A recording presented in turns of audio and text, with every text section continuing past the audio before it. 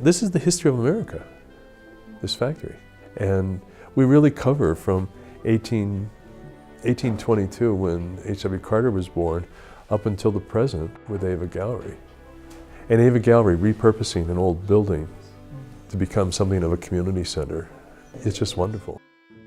This building continues to appeal to everyone here with the raw simplicity that was part of the overall factory, with the big wonderful windows and the wooden floors. There are times when you even now can find needles between the cracks on the floors. My best memories of this are coming past it, you know, walking down to the center of Lebanon or anything that took me past it because of the interesting sounds that went on here.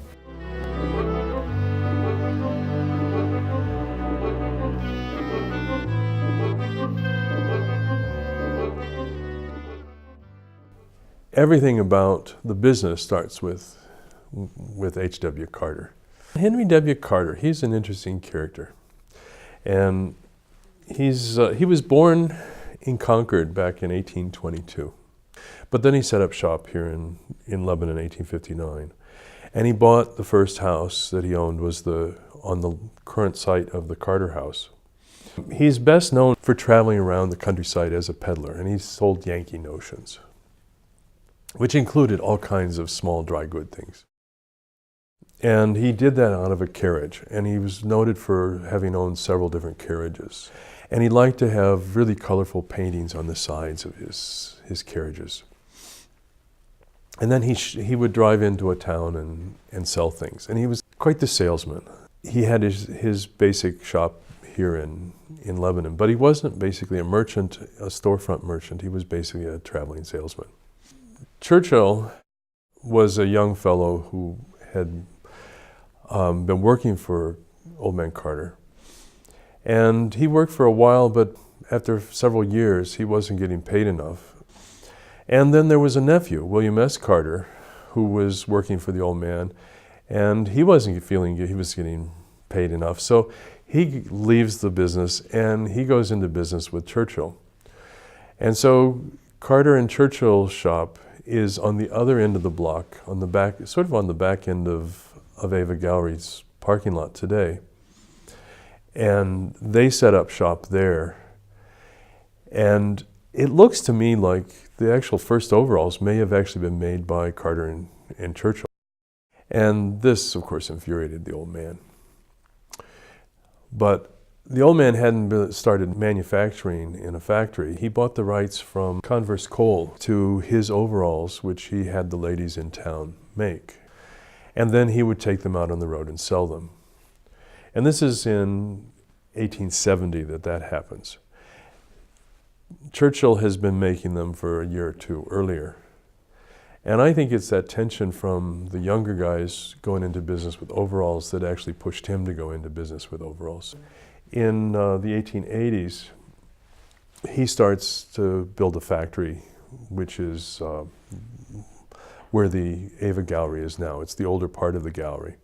He used to have a wholesale store there. That was moved to another part of the property. Overalls, before it became a factory product, would have been done by hand in the ladies' homes. And when it got to be a factory product, it was regular. It was cut to size, and they had patterns, and they just cut them and sewed them, and they all looked rather similar. It really was the commoditization of a product. If we didn't have the railroads that had now crisscrossed the United States by the 1870s, we were a railroad-centered culture as a nation at that time. And all of a sudden you have this huge influx of new railroad workers who need heavy, durable, reliable clothing. And the companies wanted to buy them in large quantities. And so shops were popping up all over the place. But Lebanon was one of the major centers in New England for producing those. And that was W.H. Carter and Son with their factory, which was now starting to get into real production by the 1880s, and Carter and Churchill just around the corner.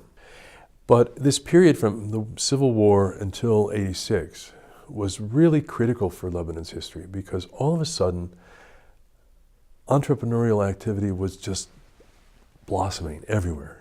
By 1904, we know that there were 175 employees in the company. And by 1924, 20 years later, we know that they had 150 sewing machines.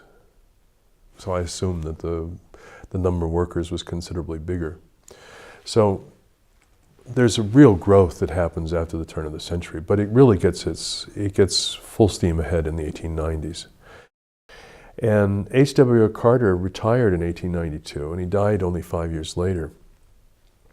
And his sons, Gus and Frederick, took over the business, but Fred died in 1902. And that's where I think this transition really happens. And I think they were really lucky, both for Lebanon and for the factory, that Jackson was in the picture.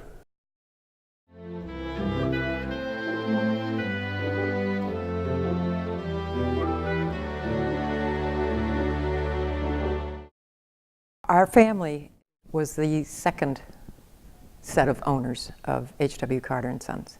My father's name was Stanley Sayre Jackson, and his father was Harry Brown Jackson. He came to Lebanon after his father died in New York State.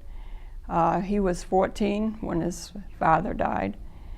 Came with his mother and his younger brother.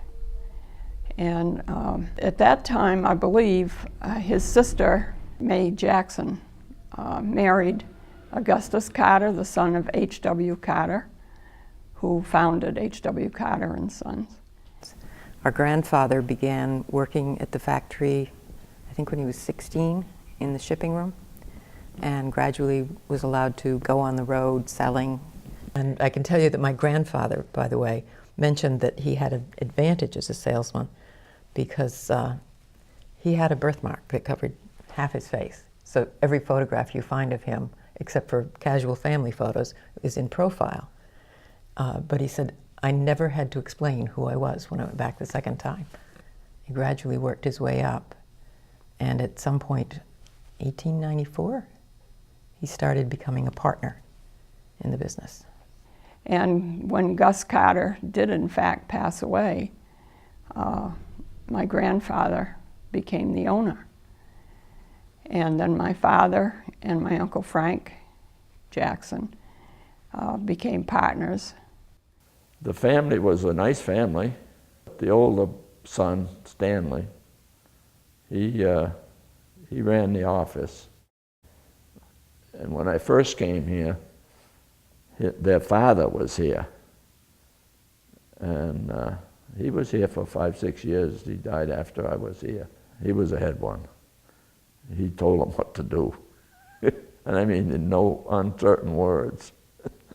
I could hear him in there. And but Stanley he was a good boss. He talked to you and explained what you were doing wrong and tried to correct it, and you got along fine. Frank, who was my boss when I got upstairs, he was altogether different. You know, if you do something wrong, he gave you hell. And he'd tell you how to do it, and you had to do it. And we did it.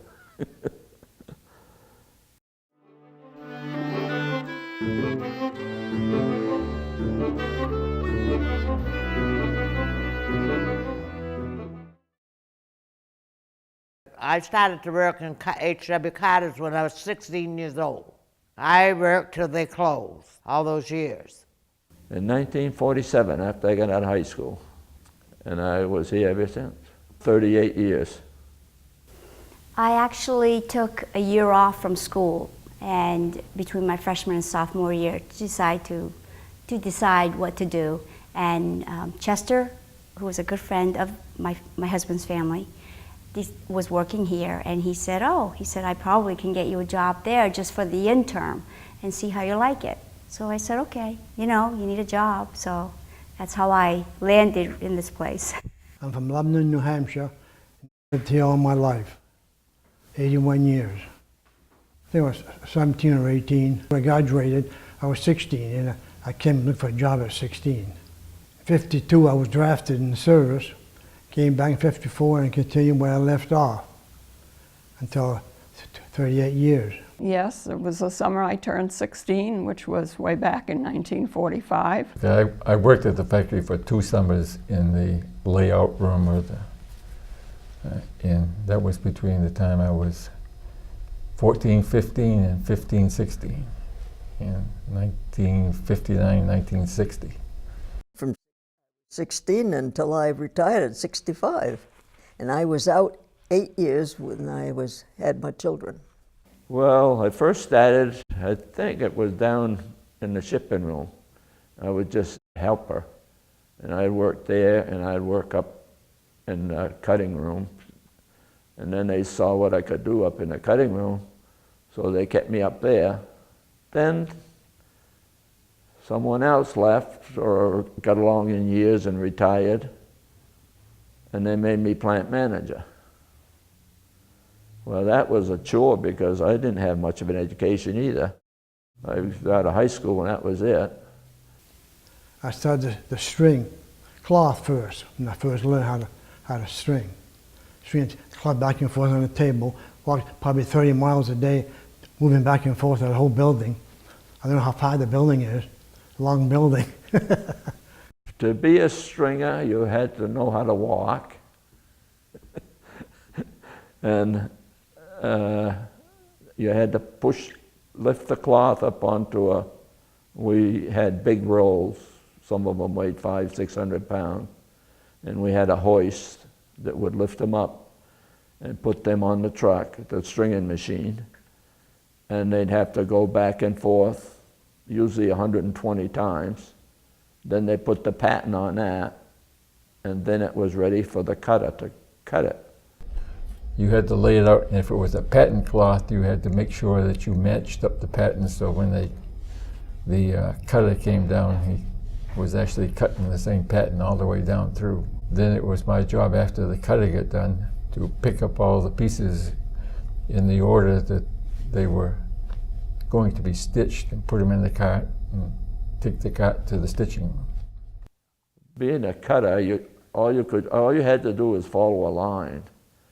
But cloth is probably at least 5 inches thick.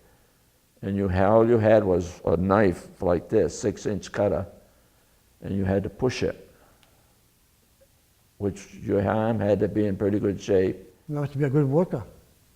Jack of all trades, they told me. At the time I was pressing dungarees. You press it around the whole body first on the presser. I put one leg on the table, I press it, turn it upside down the other way around, do the other leg, press it, flop it in half, and press the back seam behind the butt, so I have a whole seam, a whole crease. My aunt was working on pants, she was there, but she ended up being a floor lady. And she taught me all this other stuff, what I was doing. Hem and aprons, and after you learned how to sew that, you went on to overalls or frock coats, and finally ended up making jackets. I worked actually in the apron section, sewing on pockets. It was by machine, and they had those, the old-fashioned ones where you used your knee, I think. And there were a lot of fast stitchers there, and I was not very quick. And they would give you a stack of aprons, and you had to get through a certain amount. And if you went above that, you would get what they call piecework. My payment was $18 a week when I first started. And then you got paid by what you did. And then after that, I got sometimes $22 a week, something like that. All depends how I sold. If I did a lot of bundles, I got more money. Yeah. Piecework, in other words. I was stitching jacket linings, and I had been used to my mother's old treadle sewing machine, but had never had any exposure to an industrial sewing machine.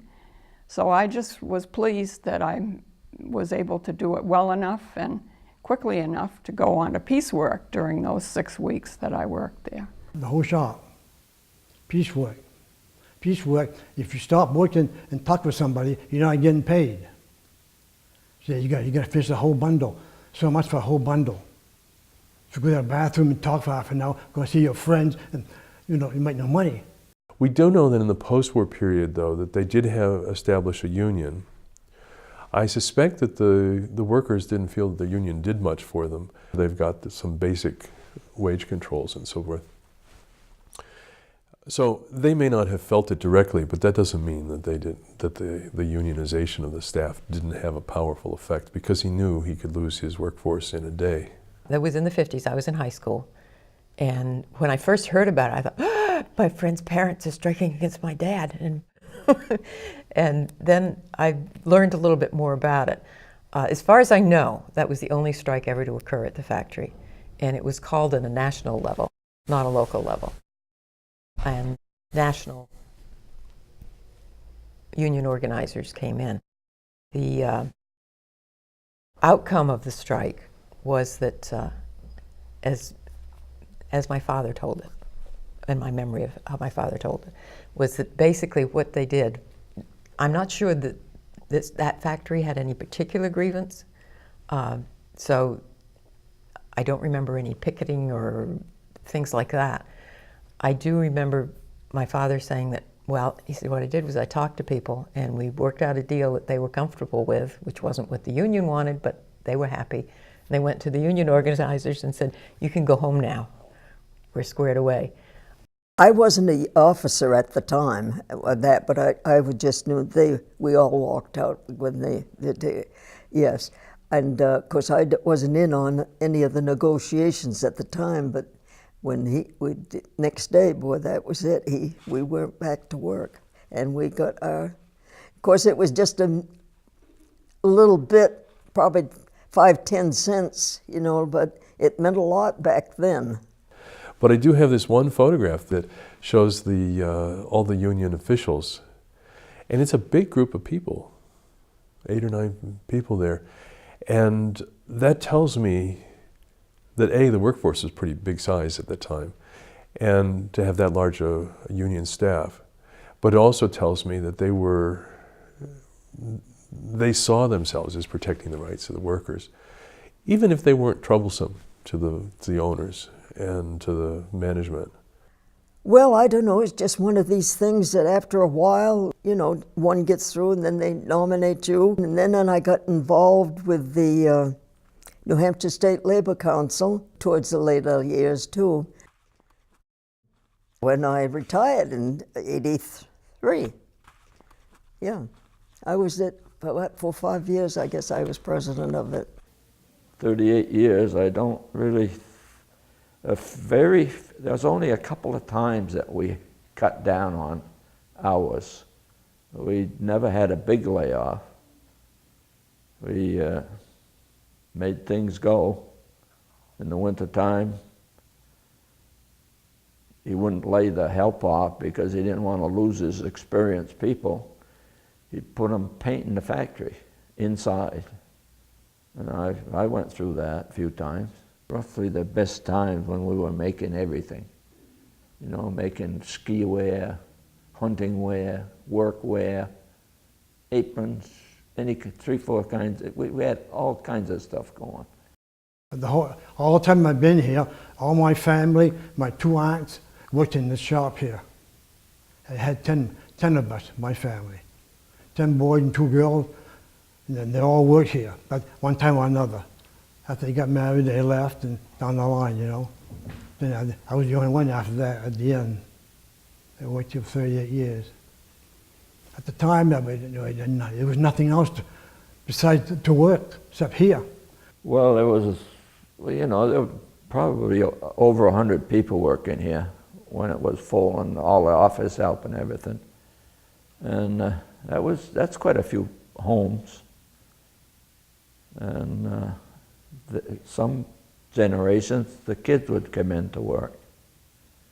And like a family thing. And they were all from within the community, so they all knew each other. They were related, and it was like family for them. My aunt worked there, and at the time my mother and my grandmother worked there. Me and my twin worked there, but she didn't like it like I did. I was doing the backs of the overall, but I think she was the one that used to hem. She was on the hemmer and she'd hem some. The work ethic was great. Everyone worked very hard, they were very friendly, but the thought that they rang the bell when you had to come in, when you could take a break, and when you could have lunch, you just felt like an animal. You didn't have your own voice. You couldn't make your own decisions, and I'd never experienced that, so it was very different for me. I think every day was the same. I was young and I just liked what I did.